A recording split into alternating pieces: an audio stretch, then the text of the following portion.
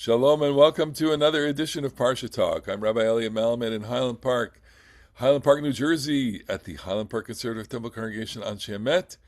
Joining me are my good friends Rabbi Jeremy Kalmanowski of Anshe Emet in New York City. I said, Oh my God! See, we're, I can tell. You can tell it's Tisha B'av today. it, what, you haven't had a you haven't had a cup I, of uh, coffee, you haven't I'll had a talk glass. about it in a second. Anshe Chesed in New York City. We've only been doing this for 6 years, right? More. Should be. And Rabbi Barry Chesler of Salmon the Day School of Online. The reason why, yes, we're skipping a beat here is because it's the afternoon of Tisha B'av, and I'm feeling it. I'm feeling Well, the Elliot, I know you're feeling the fast, but are you feeling any messianic stirrings which we associate with the I'll tell you afternoon of something. Tisha B'av? I had a text exchange with a colleague who was asking me what time our mincha service is. I said mincha was at 2 o'clock, unless the Mashiach comes before that, and then it will be at 2:15. Did he come? The Mashiach unfortunately did not come.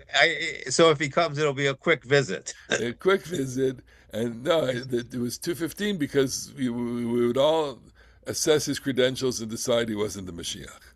So, but that's we're punchy. It's the afternoon of Tisha B'av. We're thinking about redemption. Where we are connected. It's late in the week. Rabbi Kalmanovsky has just returned from the land of Israel, Eretz Israel, Medinat Israel. Welcome back, Thank and you. will share with us anything that is germane to this conversation. We're going to talk about our parsha, but just let's round out the week with a thought or two about Tisha B'av and Shabbat Nachamu. Uh, this Shabbat is connected, of course, to Tisha B'av in the way that the previous three Shabbatot have been connected. They were Shabbatot of admonition, and this Shabbat is the first Shabbat of comfort. Um, and this is the mood that we are in. The day itself shifts in a set of moods. We start the evening of Tisha B'av with mourning, mournfulness, and by this time in the day, which is when we're recording, we're already more optimistic. I don't know if you have any reflections on this, because I'm showing the signs of dehydration here, but at the end of the fast, Well, we missing. So only got I think another 4 hours in a bit.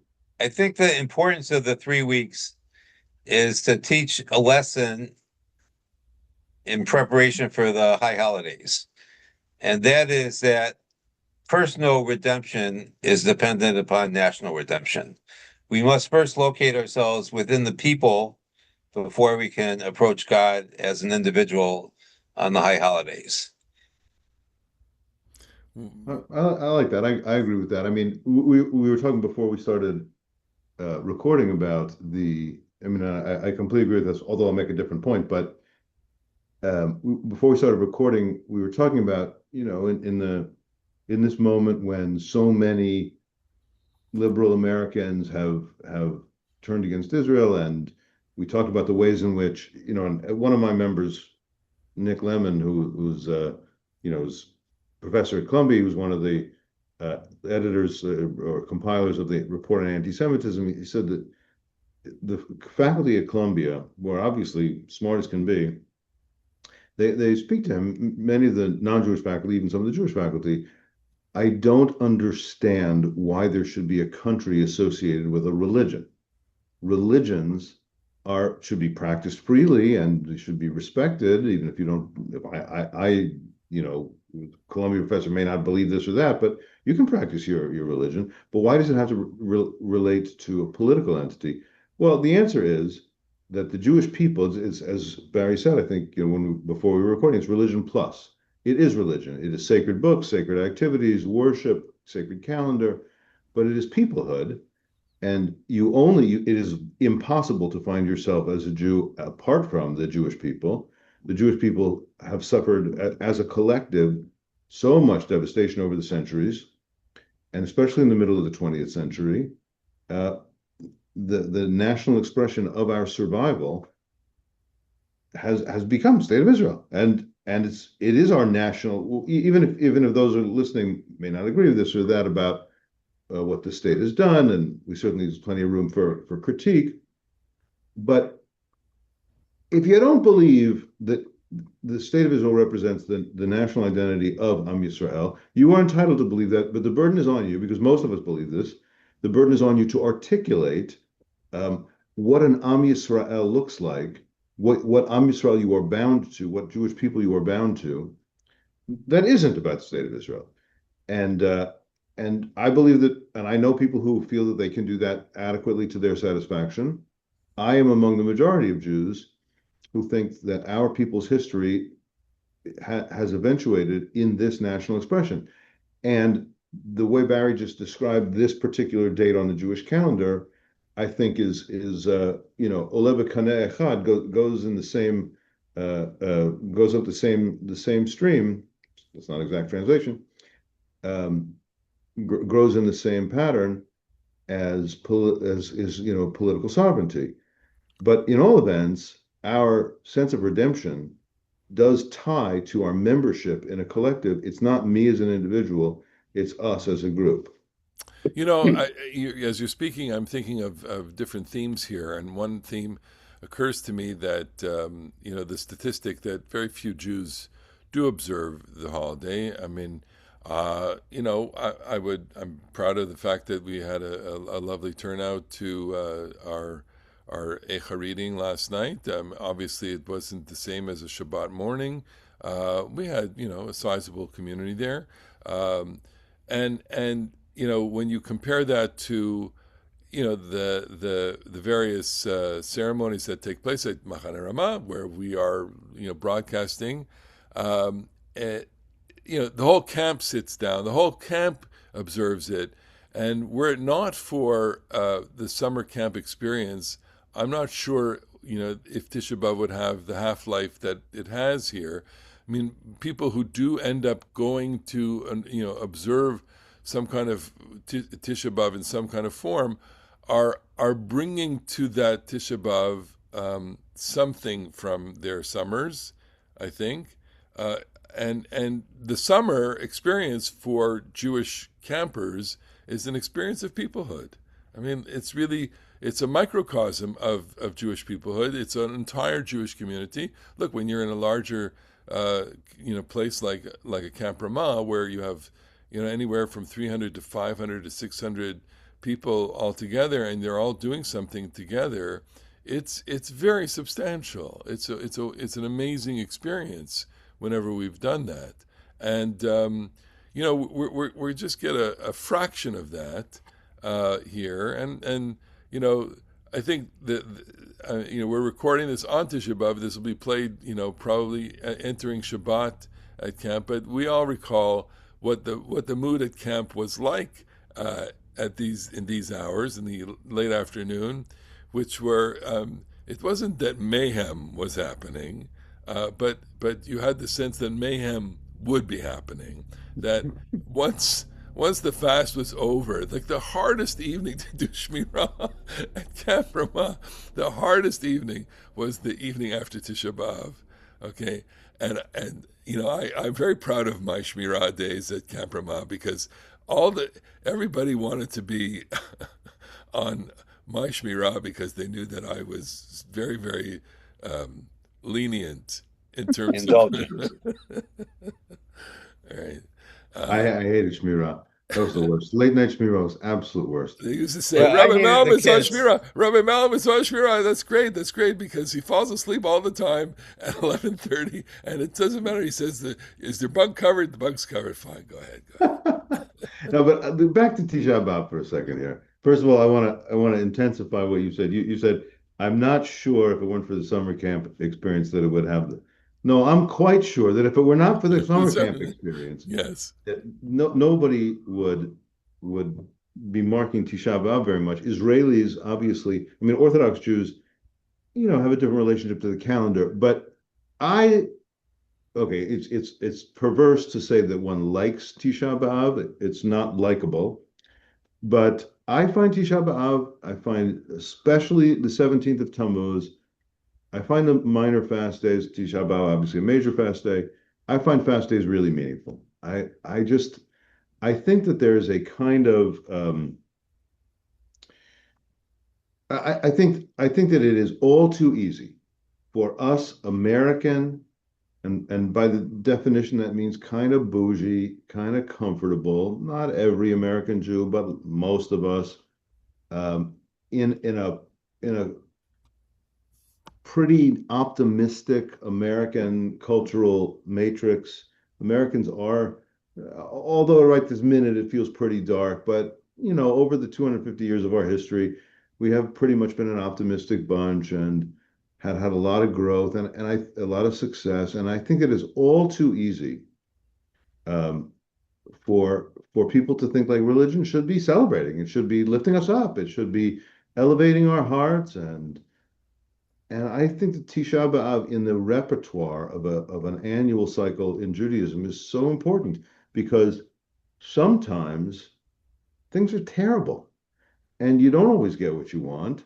And sometimes you suffer. I mean, there's like a caricature of America of Jews, as is in the wonderful TV show Crazy Ex-Girlfriend, in which there's this big musical number. Remember that we suffered. Okay, that's a bit of a caricature. I actually think that American Jews' problem is less that we forget that we suffer. The problem is more that we forget that we suffered than that we obsess over having suffered. And Yom HaShoah plays its role in here, but Tisha B'av plays an important role in reminding us that not every day is a celebratory day, and you have to stare intently at the suffering. And to me, one of the best gestures that brings that home is the not putting on talit and tefillin at morning services. I appreciate that maybe not all the people go to morning services on a daily basis, so maybe they don't get the dissonance. But for those of us who do daven in a regular basis, the refusal of putting on talis and tefillin on Tisha B'av morning has a really powerful gesture that says, I don't have my life affirming uniform on right now. I have my bereft uniform. I have my devastated uniform. And that really works for me. I want us to be able to say, not just that we successfully build sacred places, but sometimes they get destroyed. And by the way, while it's kind of the Babylonians' fault, it's not only the Babylonians' fault, and it's kind of the Romans' fault, but it's not only the Romans' fault because we hated each other and we turned away from the Torah. And I find that very empowering as a religious Jew to say, why do we suffer? We suffer because we have enabled the world to remain a place of suffering. Why is there no redemption? Because we haven't successfully brought the redemption. And that turn inward, that it's your responsibility. It's not just the Romans, it's not just the Babylonians. They got their part to play too. But the clapping al chet and saying that, the real story here is sinat chinam, that we hated each other pointlessly, or that we really, turned away from the Torah. I find that an essential component to a deep religious life. Right, but it's a theology that I think has a big guardrail to it, because you cannot make the leap, or I would propose here, you cannot make the leap of that theology to a commemoration of the Holocaust, for example. On Yom HaShoah, right, using that as the term, we don't talk about our self-reflection in terms of remembrance of the Holocaust. We look at the historical progression of anti-Semitism and the destruction of European Jewry along the lines of the way that the Holocaust proceeded. The Jewish people, can take certain accountability for their destruction of the temples, and that was the move that kicked in very, very early on after the destruction. I don't think we can make the same move for the Holocaust. Neither do you. I disagree. I don't know if we can or cannot, but I disagree with the premise. I think what we forget is that the Holocaust is still relatively recent and things have not really worked themselves out. The reflection is going to come when all the survivors are gone, because that will be an important component of religious Jews' response to Yom HaShoah is reflection, because they will no longer have testimony. And No, I'm not just yeah. one last point to add in this.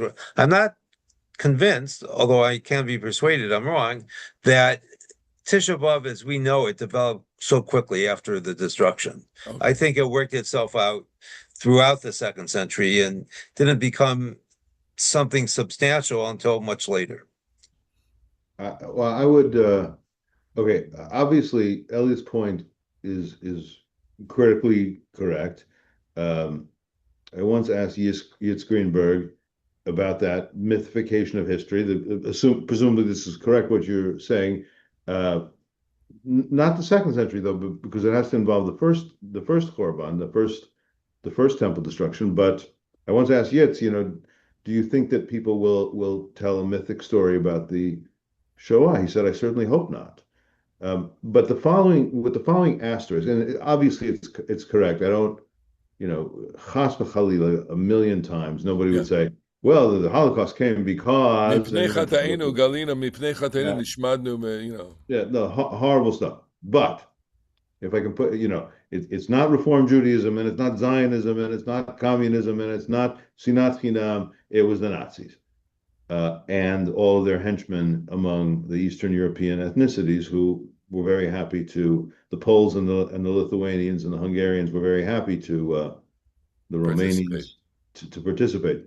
But here's the asterisk that I would put on that in just one small way, which is, when people ask where was God during the Holocaust, I actually think that the much better question is to say, where is humanity? That is to say, God didn't perpetrate the Holocaust; humans did, and it wasn't the victims, which are our people.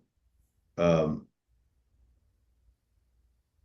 Although probably some of our people were co-opted into, the capos and the ghetto police. They were co-opted, but So it's not their fault. Okay, this they were in an speaks to impossible situation. Yitz's point, Impossible because situation. But what I do want to say is that I want to double down on the overall point that I made is, why is the world unredeemed? Because we have allowed it to remain unredeemed, and we do have to work to make a better world, and not just say, well, today I'm just a victim. so what I would suggest, based on your comment, Jeremy, is that it provides support for Yitz's comment, because the salvific God is the God, I think, for us, of mythic history, not of history. Right? The Bible we read more as a mythic text than as a historical text, and the Holocaust is history. Yeah, we actually know people who experience these historical events. Yeah. By the time, the other events got knit into literary qualities, the people were gone. Well, and Barry, on your point, which is that it'll make that transition once the survivors are no longer among us. I fear the day when the survivors are no longer among us. We've been living with that kind of understanding, that awareness for the last decade or so, and we are now in the waning years of that generation, and having a live witness is just of a different magnitude of experience. I was at the Museum of Jewish Heritage in Battery Park, and they have a hologram of, you can sit in front of a person, not a hologram, you can sit in front of a screen, and they've programmed with AI. She's been interviewed for hours and hours, but through AI you can ask a question, and they'll find the piece of the interview that she'll answer, and you get the sense that you're having a conversation. And what's so fascinating is it does captivate you, but you're left with the sense, well, I know I'm talking to a video. I'm talking to a person who's been recorded, and everything can be manipulated today. And here's the biggest fear. The biggest fear. I mean, we're already in a spasm of Holocaust denial in the world of anti-Semites. Um, Once the survivors are gone, it's going to be that much harder for us to narrate. And I don't know. I do fear that day, but we have to. We're not.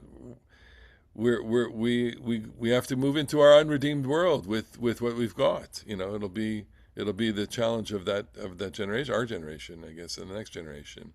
And the Anyway, next generation, because we're old. we're old. Speaking of old people, I want to let's spend dip a pinky toe into Va'ethanan, because this is our parsha this week, and we encounter Moses at the beginning of the parsha. He's in the middle of one of his long speeches, and he says, "I prayed to God. I wanted to appeal God's verdict," and I'm always moved by this little exchange where Moses says, "God, can't you let me into Ebranav?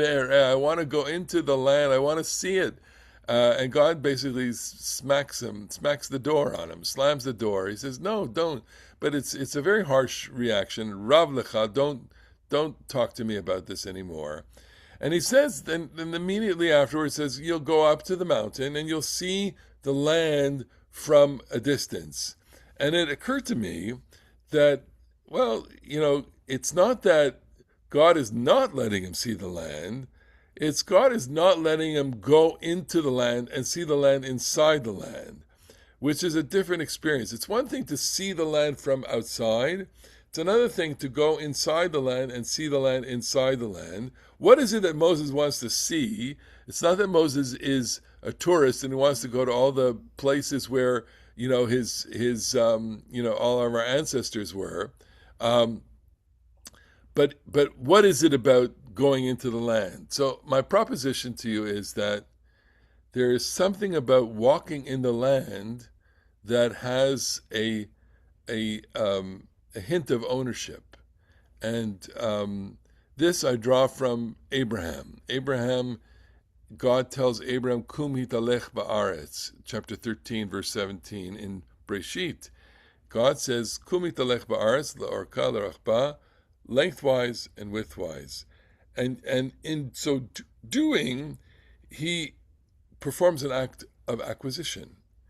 And what God is preventing here, absolutely preventing, is any act of acquisition or anything that hints of an acquisition.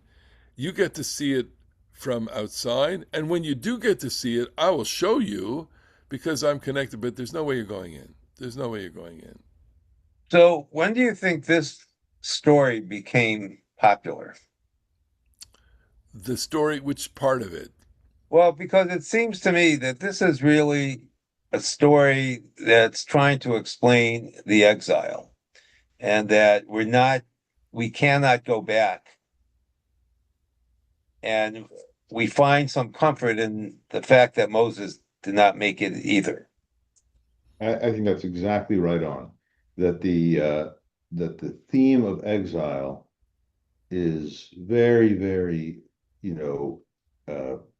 it hovers right at the surface of maybe the whole Torah, but certainly the book of Devarim. I mean, the whole Torah, insofar as Abraham, he's not from the land. He goes to the land. He immediately goes down to Egypt, and he makes it back. And Jacob has to flee the land, and then he gets back to the land. Then he goes down to Egypt. And Joseph wants that sense of I belong someplace, and I'm not in that place is very, very central to Jewish experience.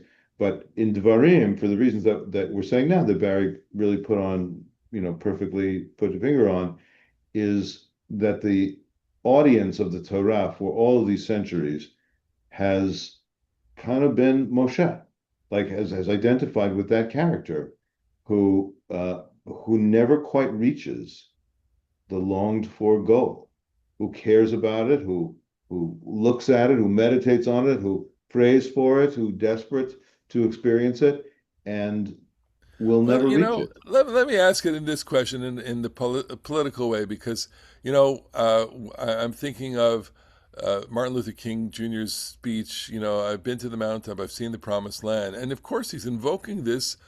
100%. This is exactly what he's saying in that beautiful speech. I may not get there with you, he is saying, and it's one thing to be outside. I may not. You will be there without me. Think about all the.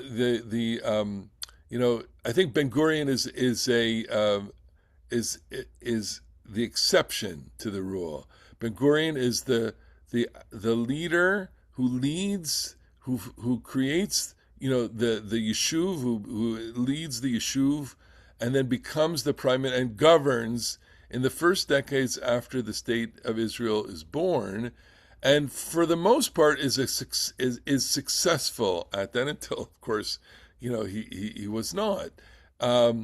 And what happens to him afterwards is interesting. It's not that he goes into exile and becomes irrelevant, but he goes to the Negev, and he's not part of the public conversation in the way that he was. What happens to a leader when their job is done and they've achieved their goal? They're irrelevant. There's no good way to leave the world stage. So leave. Death is a very good career move. It helps, Abraham Lincoln, man, he was so smart the way he planned that, because but that speaks well to the late Jimmy Carter, who really fashioned a rich life after the president. Yes. I don't expect that from Donald Trump, really. Debatable, but Jimmy Carter had a couple of fatal flaws with that. But the leadership element is interesting. But I would prefer to sort of focus on the experiential dimension of the every person. And Moshe is obviously not the every person, but and here I want to say that I don't. As you know, like I'm 2026, I still feel a strong Zionist, and I'm very happy to say so. But here, I think that those folks, like my friends Shaul Magid and David Kramer, who like waving the exile banner, I think that they're right about one important thing, which is that Jewish consciousness has been one of anticipated homecoming and living in exile, and that the last 70 years of some sector of our people advocating shlilat hagolah, to renounce, to negate the diaspora, to make everybody leave the diaspora, to make everybody come to the homeland, is a distortion of a much more subtle reality, that the Jewish reality has always been a dialectic of homecoming and exile, Eretz Yisrael and the diaspora, and that those things are poised in fruitful dialectical tension in a really good way. Right. And I think that this story of Moshe saying, I want to go, I want to go, I want to go, and God saying, you're never going to get there, I think that really speaks to the condition of being a Jew poised in that dialectical tension. I think it speaks to someone who's just, he's not going to get what he wants, and what he wants is... Well, you can't always get what you want. You can't, but you try sometimes. I think... You just might find you get what you need. I think what he wants is not to die. That's what I think he wants, right? So I want to tie this in with Jeremy's comment about David Kramer and Shaul Magid. It's interesting to me that these ideas of exile are surfacing at a time when the Jewish community in Israel is becoming larger than the Jewish community in the United States. And there's a danger among people who are committed to exile for all sorts of reasons of becoming Jewishly irrelevant as a result. And therefore, you propagate an idea that exile really is the way to go. That's what you think? A friend of mine who I just saw, she's the head of Hillel in Israel, and that might be surprising that there are Hillel. No, but it's actually a very... I didn't know they had colleges in Israel. They do. Noga Brenner, and she just wrote a piece which she shared with me. I don't remember exactly where it appeared, but her sense, she's, I think she was born in America and she grew up partly here, but mostly there. And her sisters still live here, so maybe they're back and forth. I'm not exactly sure. But Noga's, she wrote this piece saying that she's noticing in Israeli society a disturbing trend that she had not really seen before, which is that fewer and fewer of Israelis feel that deep Arivim Zelazeh bond to us diasporists and Mm. us B'nai Hagolah, and that early, up until now, and that's certainly what I want. I want, those of us in the Golah to feel that our fates are bound up with our Israeli brothers and sisters. I want them to feel that their fates are bound up with us. And she, with her Hillel students, maybe she's talking about not the students so much, but public life in Israel. I'm not exactly sure, but she sees that being threatened, and I find that pretty scary.